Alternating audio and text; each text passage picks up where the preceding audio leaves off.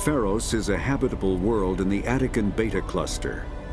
2/3 of the habitable surface is covered with the ruins of a crumbling Prothean megatropolis. In the millennia since the Prothean extinction, the ruins have been repeatedly picked over by looters many times.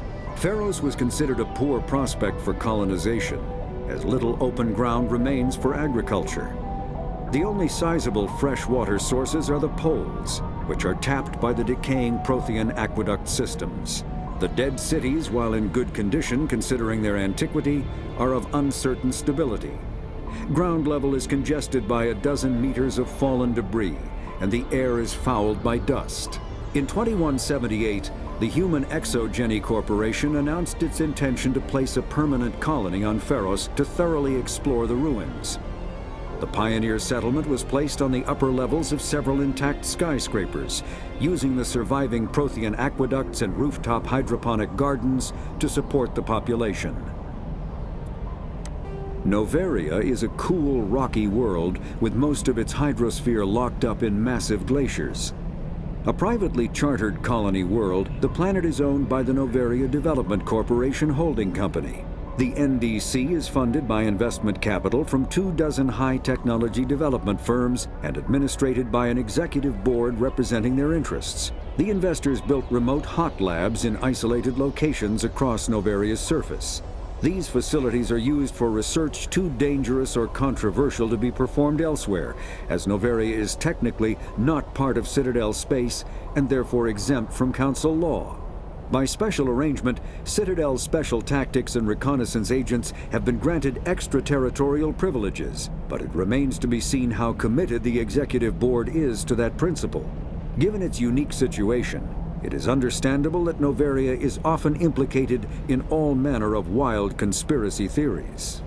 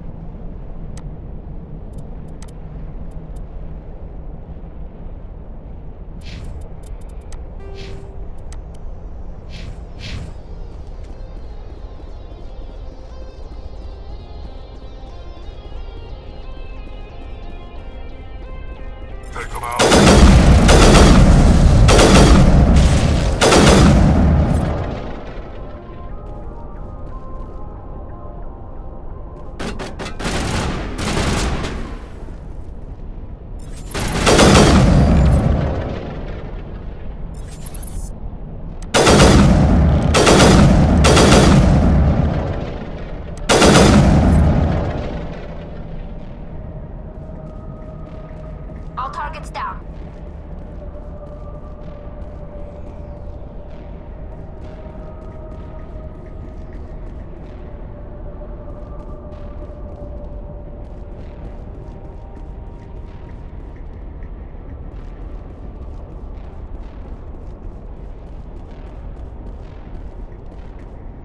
It looks like this cavern formed around the ruin, after it was built.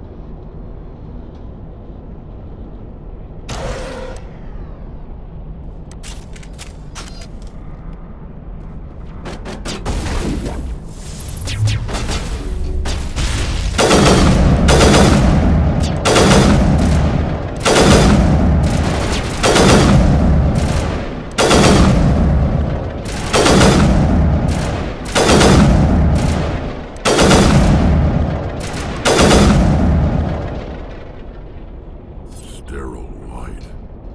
Protheans sure build things home.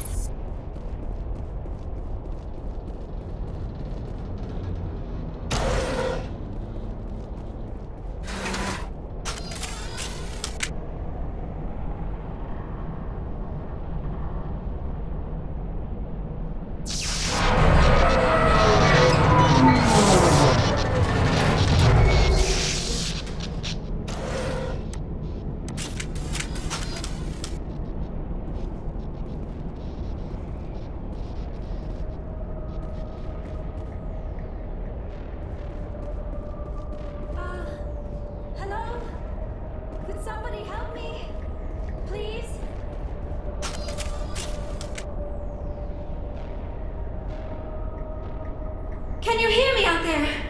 I'm trapped. I need help. Liara T'Soni, I presume. Thank the goddess. I did not think anyone would come looking for me.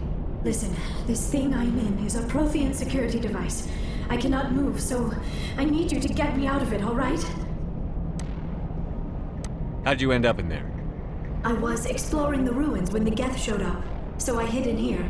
Can you believe that? Geth beyond the veil! I activated the tower's defenses. I knew the barrier curtains would keep them out.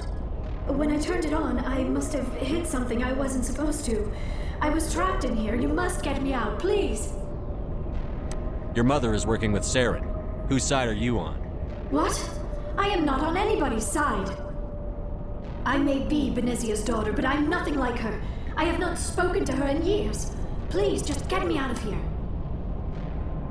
We'll find some way to help you. There is a control in here that should deactivate this thing. You'll have to find some way past the barrier curtain. That's the tricky part.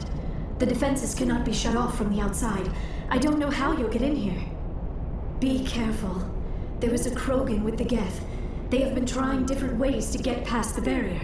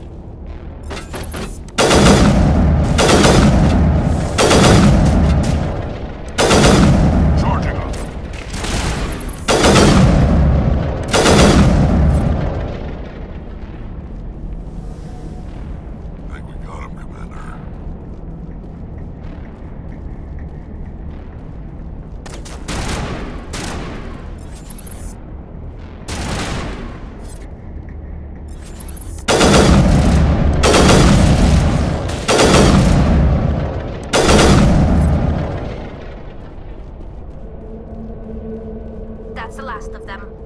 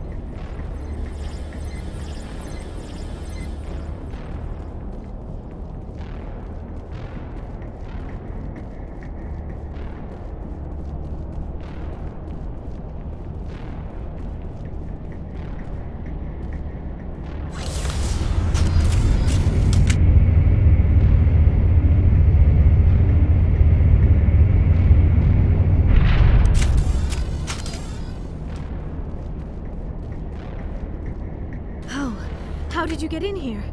I didn't think there was any way past the barrier. We blasted through with the mining laser. Of course. Yes, that makes sense. Please, get me out of here before more Geth arrive. That button over there should shut down this containment field.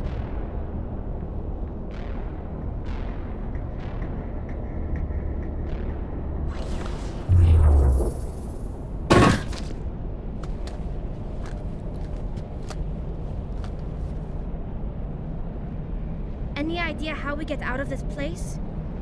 There is an elevator back in the center of the tower. At least I think it's an elevator. It should take us out of here. Come on! I still cannot believe all this. Why would the Geth come after me? Do you think Benezia's involved? Seren's looking for the conduit. You're a Prothean expert. He probably wants you to help him find it. The conduit, but I don't know. What the hell was that? These ruins are not stable. That mining laser must have triggered a seismic event. We have to hurry. The whole place is caving in. Joker, get the Normandy airborne and lock in on my signal. On the double, mister. Aye, aye, Commander. Secure and away. ETA 8 minutes. He needs to move faster. If I die in here, I'll kill him.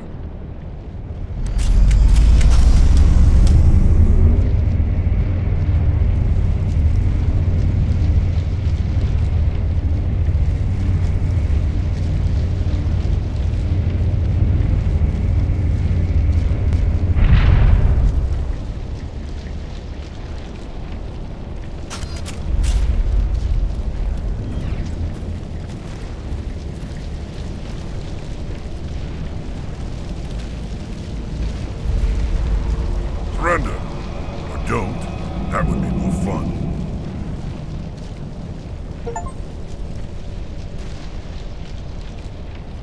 We don't have time to deal with this idiot. Charge! I like your attitude.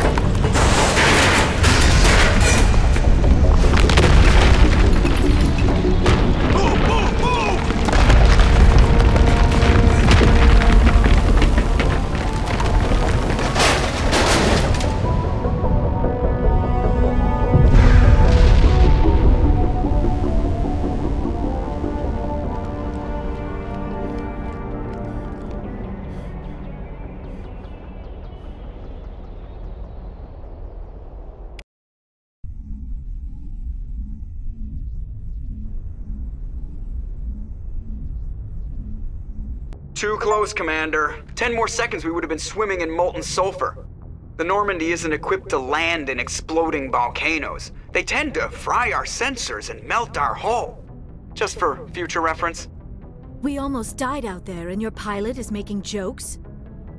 Sometimes Joker's a real ass. Just try to ignore him. I see. It must be a human thing. I don't have a lot of experience dealing with your species, Commander. But I am grateful to you. You saved my life back there, and not just from the volcano. Those Geth would have killed me or dragged me off to Saren. What did Saren want with you? Do you know something about the conduit? Only that it was somehow connected to the Prothean extinction. That is my real area of expertise. I have spent the past 50 years trying to figure out what happened to them. How old are you exactly? I hate to admit it, but I am only 106. Damn! I hope I look that good when I'm your age. A century may seem like a long time to a short-lived species like yours. But among the Asari, I am barely considered more than a child. That is why my research has not received the attention it deserves. Because of my youth, other Asari scholars tend to dismiss my theories on what happened to the Protheans. Did your research turn up anything interesting? What is interesting is what I did not turn up. There is remarkably little archaeological evidence of the Protheans, and even less that might explain why they disappeared. It is almost as if someone did not want the mystery solved. It is like someone came along after the Protheans were gone and cleansed the galaxy of clues. But here is the incredible part. According to my findings, the Protheans were not the first galactic civilization to mysteriously vanish. This cycle began long before them. Where'd you come up with this theory? I thought there wasn't any evidence. I have been working on this for 50 years. I have tracked down every scrap and shred of evidence. Eventually, subtle patterns start to emerge, patterns that hint at the truth. It is difficult to explain to someone else. I cannot point to one specific thing to prove my case. It is more a feeling derived from a half-century of dedicated research. But I know I'm right, and eventually I will be able to prove it. There were other civilizations before the Protheans. This cycle has repeated itself many times over.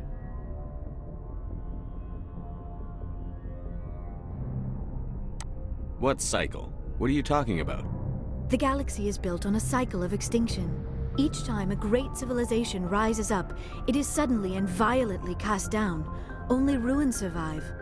The Protheans rose up from a single world until their empire spanned the entire galaxy. Yet even they climbed to the top on the remains of those who came before. Their greatest achievements, the mass relays and the Citadel, are based on the technology of those who came before them. And then, like all the other forgotten civilizations throughout galactic history, the Protheans disappeared. I have dedicated my life to figuring out why. They were wiped out by a race of sentient machines. The Reapers. The Reapers? But I have never heard of. How do you know this? What evidence do you have? There was a damaged Prothean beacon on Eden Prime. It burned a vision into my brain. I'm still trying to sort out what it all means. Visions. Yes, that makes sense. The beacons were designed to transmit information directly into the mind of the user. Finding one that still works is extremely rare. No wonder the Geth attacked Eden Prime. The chance to acquire a working beacon, even a badly damaged one, is worth almost any risk. But the beacons were only programmed to interact with Prothean physiology. Whatever information you received would have been confused, unclear. I am amazed you were able to make sense of it at all. A lesser mind would have been utterly destroyed by the process. You must be remarkably strong-willed, Commander. Okay, this isn't helping us find Saren or the conduit. Of course, you are right. I am sorry, my scientific curiosity got the better of me. Unfortunately, I do not have any information that could help you find the conduit, or Saren. I don't know why Saren wanted you out of the picture, but I think we'll be a lot better off if we bring you along. Thank you, Commander. Saren might come after me again. I cannot think of anywhere safer than here on your ship. And my knowledge of the Protheans might be useful later on. And her biotics will come in handy when the fighting starts. Good to have you on the team, Liara. Thank you, Commander. I am very grateful. Oh, I am afraid I am feeling a bit lightheaded. When was the last time you ate? Or slept? Dr. Chakwa should take a look at you. It is probably just mental exhaustion, coupled with the shock of discovering the Prothean's true fate. I need some time to process all this. Still, it could not hurt to be examined by a medical professional. It will give me the chance to think things over. Are we finished here, Commander? Go see the doctor.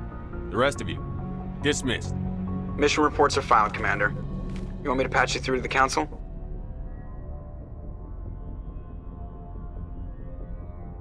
Patch him through, Joker. Setting up the link now, Commander. We've received your report, Commander. I understand Dr. T'Soni is on the Normandy. I assume you're taking the necessary security precautions. Don't tell me how to do my job. You are free to act as you see fit, Commander. Our role is to offer guidance and advice. It's up to you if you're smart enough to listen. Liara's on our side. The Geth were trying to kill her. Benezia would never allow Saren to kill her daughter. Maybe she doesn't know. Or maybe we don't know her. We never expected she could become a traitor. At least the mission was a success. Apart from the utter destruction of a major Prothean ruin. Was that really necessary, Shepard? The Geth were crawling all over those ruins. We were lucky to make it out alive. Of course, Commander. The mission must always take priority. Good luck, Commander. Remember, we are all counting on you.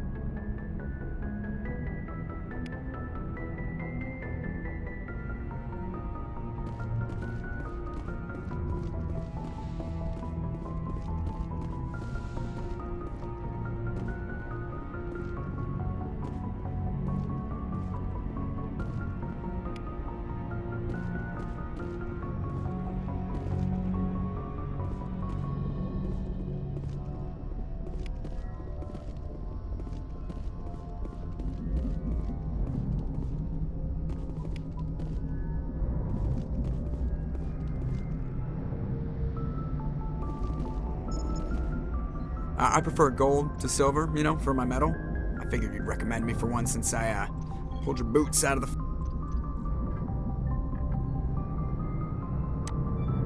If we present you with a medal, you'll end up sitting on stage listening to politicians make speeches for a couple of hours. Fun, fun. That's a good point. They'd probably make me shave, too. I spent the last 7 weeks working on this baby. No medal's worth that. So, Commander, why don't you tell me why you're really here?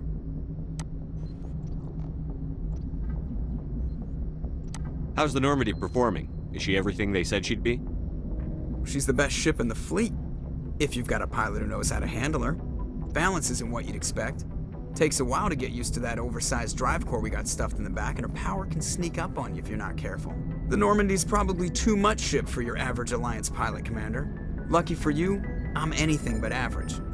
I have to go. All right, see ya.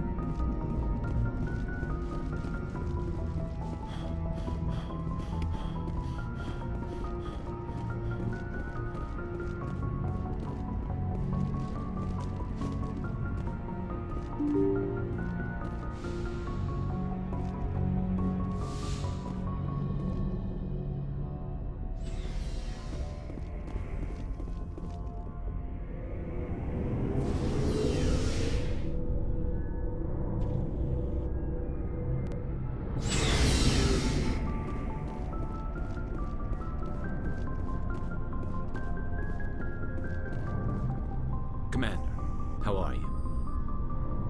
Why did you want to be a C-Sec officer in the first place? That's a good question. There were several reasons, I guess. Like what? Probably the same as most officers. I wanted to fight injustice, wanted to help people. I guess my father had something to do with it too. He was C-Sec, one of the best. I grew up hearing about his accomplishments or seeing his picture on the vids after a big arrest. He's taking my resignation pretty hard. He's not impressed that you're going after Saren? My father's a C-Sec man to the bone. Do things right or don't do them at all, he says. He thinks I'm being too rash, too impatient. He's worried I'll become just like Saren. He actually talked me out of becoming a Spectre when I was younger, for the same reasons. You were asked to be a Spectre? Well, I was targeted as a possible Spectre candidate, me and about 1,000 other Turian military recruits. I could have received special training, but my father didn't like it. He despises the Spectres. He hates the idea of someone having unlimited power with no accountability. He wouldn't like you, Commander. No offense.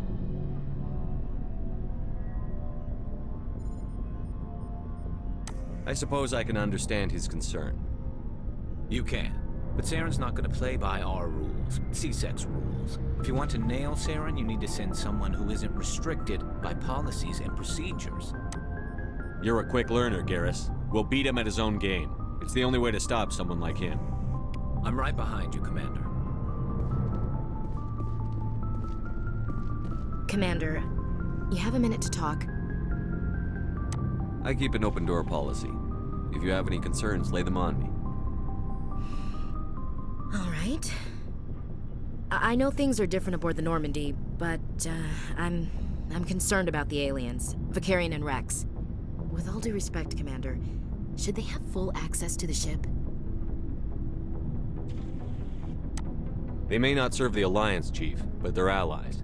At least as far as Saren goes. This is the most advanced ship in the Alliance Navy. I don't think we should give them free rein to poke around the vital systems. Engines, sensors, weapons.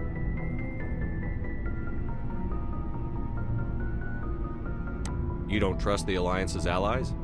I'm not sure I'd call the Council races allies. We, humanity, have to learn to rely on ourselves.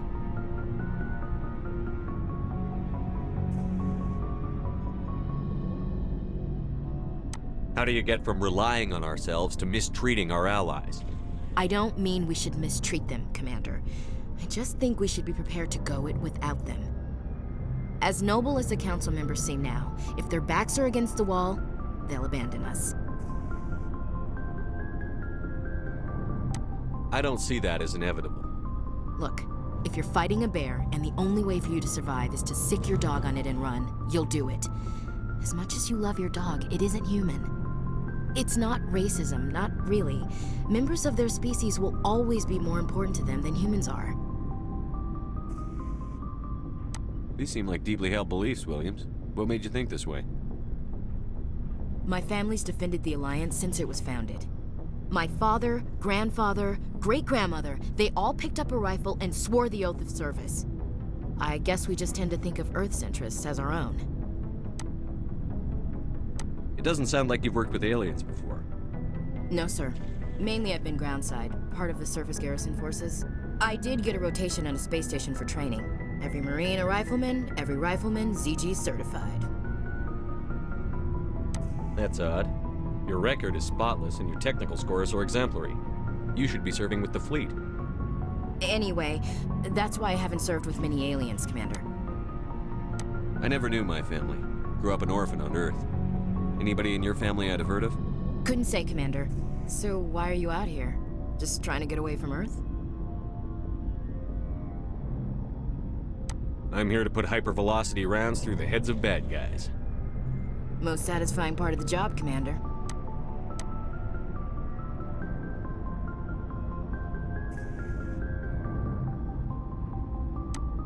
All right.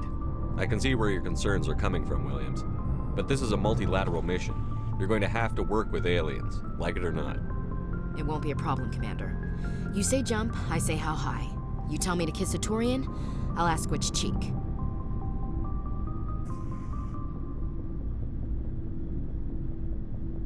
I don't think kissing Turians will be necessary. You never know, Commander. We'll talk later, Williams. Looking forward to it, sir. So, we've got Saren on the run. It won't be long now. Saren's good, but I'm better. Good? He's rotten. To the core. I could tell as soon as I met him. Why didn't you tell me this sooner? I would've if I thought it was important. I'll decide what's important. Now tell me how you know Saren. This was a while ago. A bunch of mercs were bragging about a job out near the edges of the Terminus systems. They said it paid well and the boss was never around to ride them. They said he was looking for more men, too. So I checked it out. I didn't know Saren was openly recruiting mercs. It wasn't that open, and he only showed his face once. We'd been raiding ships in the area for months when we took out this massive cargo freighter. Our biggest haul yet. I was on board checking bodies for valuables, looking for some extra credits. That's when I saw him.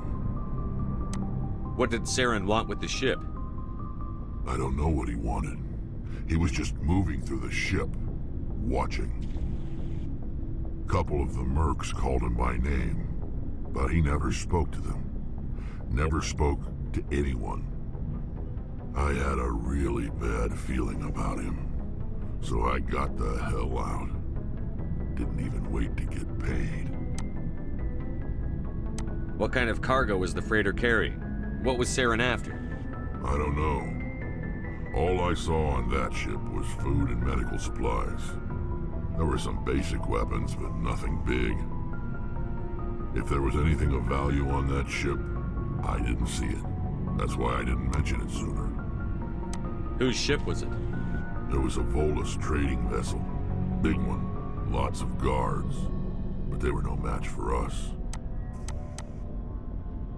That's the only time you saw him? Yeah. Didn't even know who he was. Still wouldn't if I hadn't joined up with you. But my instincts were right. Every other merc on that mission turned up dead within a week. Every damn one.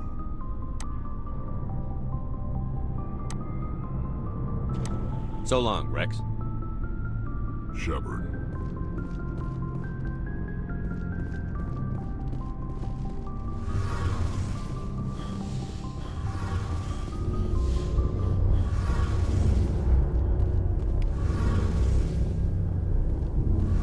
Oh, hello, Shepard.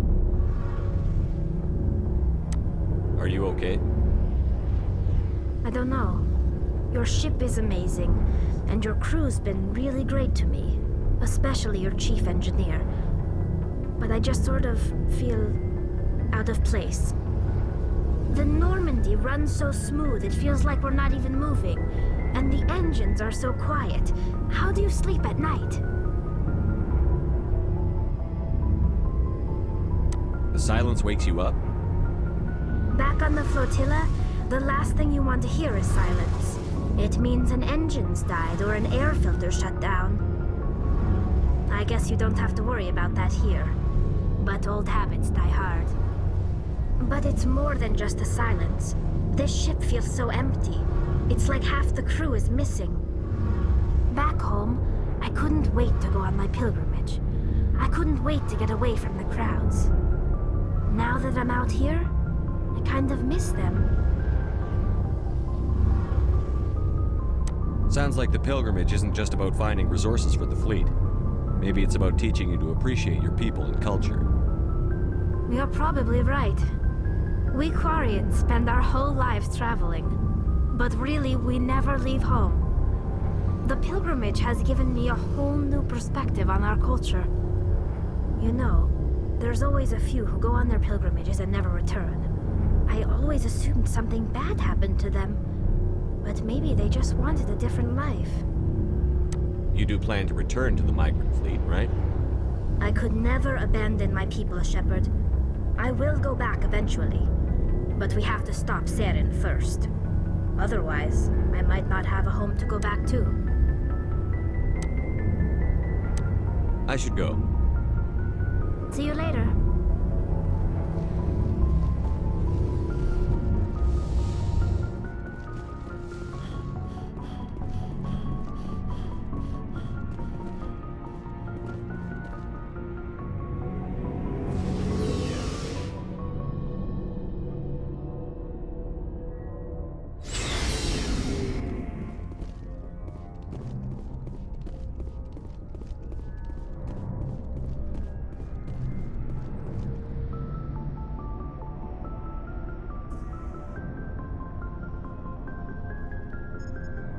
Anything you need, Commander? What's your opinion on the last mission? Dr. T'Soni. Seems like a sweet girl.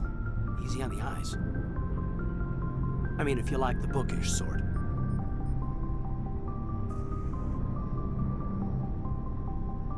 Any intentions there, Lieutenant? No, Commander. Just art appreciation. We'll talk another time, Lieutenant. Commander?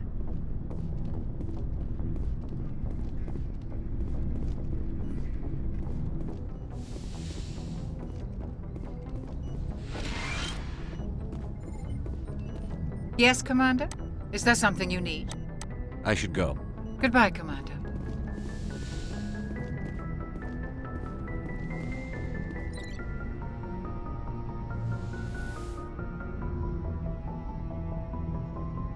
Commander, are you coming to check up on me? You look much better. How are you feeling? Dr. Chakwas assures me I am going to be fine. I was impressed with her knowledge of Asari physiology. You're in good hands. Dr. Chakwas knows what she's doing. I never properly thanked you for saving me from the Geth, Commander. If you hadn't shown up... I'm just glad we got there in time. So am I. I know you took a chance bringing me aboard this ship. I have seen the way your crew looks at me. They do not trust me. But I am not like Benezia. I will do whatever I can to help you stop Saren. I promise. Don't worry, Liara. I trust you. I know you won't let me down. It means a lot to hear you say that, Commander. Thank you. I'd like to know more about the Asari. We were the first species to discover the Citadel. We were instrumental in forming the Council, and we always strive to be the voice of peaceful cooperation in galactic disputes. My people believe we are all part of a single galactic community. Each species contributes something to the greater whole. Although we seek to understand other species, it seems few of them seek to understand us. The galaxy is filled with rumors and misinformation about my people. Like what? Most of the inaccuracies are centered around our mating rituals. My species is monogendered. Male and female have no real meaning for us. We still require a partner to reproduce. This second parent, however, may be of any species and any gender. I don't understand. Your species can mate with anyone? Mating is not quite the proper term, not as you understand it. Physical contact may or may not be involved, but it is not an essential element of the union. The true connection is mental. Our physiology allows us to meld with other beings. We can touch the very depths of their minds. We explore the genetic memory of their species. We share the most basic elements of their individual and racial identities. We then pass these traits on to our daughters. It is how we learn to grow as a species and how we develop a greater understanding of other races. What happens to your partner after the union? Every relationship is different. Some unions are a single encounter with both parents parting ways afterwards. Others can be more long-term. Sometimes an Asari and her partner will stay together for many decades. Do you know who Matriarch Benezia chose as her partner? She rarely spoke of her partner. Though I know my father, if you want to use that term, was another Asari. I thought you always needed another species to serve as one of the parents. Think about it, Shepard. If we were not able to mate with our own species, we would have died out long before we ever mastered spaceflight and left our homeworld. Union with our own kind is no longer common, not for the purposes of reproduction. Most Asari believe it weakens our species. Asari daughters inherit racial traits from the father species.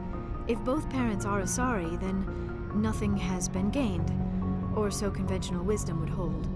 I am what is sometimes called a pureblood. Though no Asari would ever be cruel enough to say the word to my face, it is a great insult among my people. It is possible Benezia's partner was embarrassed by their union. She may have been too ashamed to publicly acknowledge me as her offspring. Why agree to the union if she didn't want any children? I cannot answer that. This is all speculation on my part. It is possible she wanted to be part of my life, but something happened to her before she had the chance. Benezia never spoke of her partner. Whatever happened, it caused her too much pain to dwell on it. She raised me by herself, though that is not uncommon. Many Asari raise their children alone, particularly if the father species is short-lived. Often the partner will pass on long before the child reaches maturity. Do you know why Benezia joined up with Saren? I don't understand it. She was always outspoken about the need for the Asari to become more involved in shaping galactic events. Maybe she thought allying herself with Saren would somehow be for the greater good in the long run. At least I hope so. Any chance she's in this for power or personal gain? No, not the Benezia I knew. But I hadn't spoken with my mother in many years. She may have changed. I should go. Goodbye, Commander.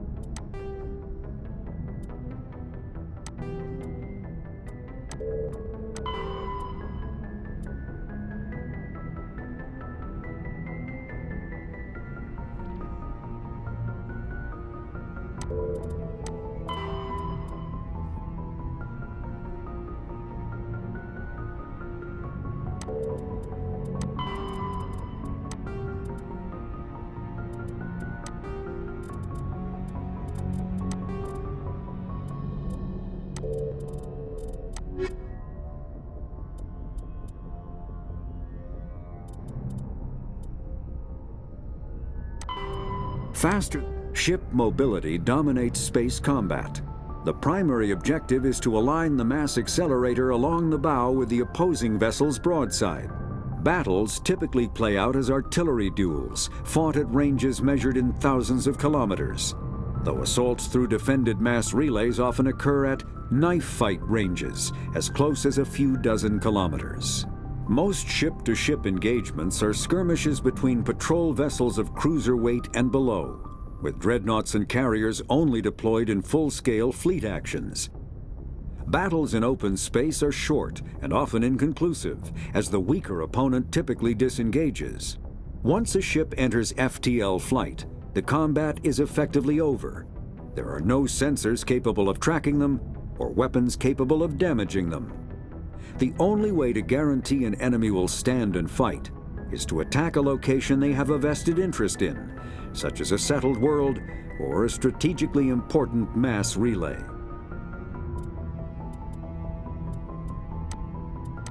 The Mako infantry fighting vehicle was designed for the System Alliance's frigates.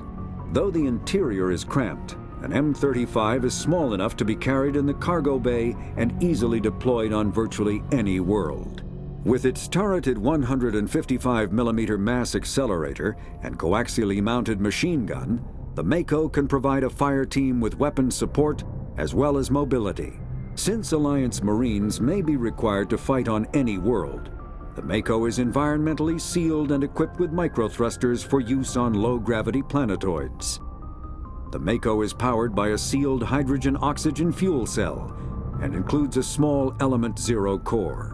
While not large enough to nullify the vehicle's mass, the core can reduce it enough to be safely airdropped. When used in conjunction with thrusters, it also allows the Mako to extricate itself from difficult terrain.